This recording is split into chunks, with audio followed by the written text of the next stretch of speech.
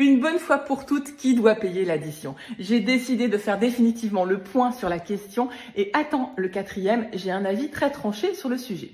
En premier, déjà, qui a proposé d'aller au resto? Ça va être aussi simple que ça, c'est celui qui propose qui invite. Sinon, on propose une balade au jardin des plantes. Deuxième point, on parle de quelle génération? Parce que c'est pas pareil quand on a moins de 30 ans ou quand on a mon âge. La génération Z est un peu plus habituée aux 50-50 dans un bar, en début de relation.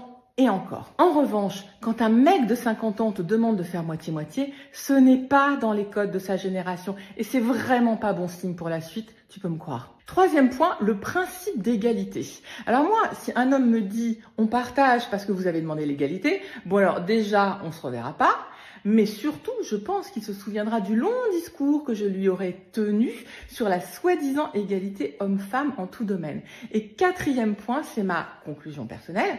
Quand on est en mode séduction dans les premiers dates, moi j'aime bien être dans mon énergie féminine et j'attends de lui qu'il soit dans son énergie masculine. S'il règle l'addition, j'y vois son côté gentleman, j'y vois aussi sa motivation.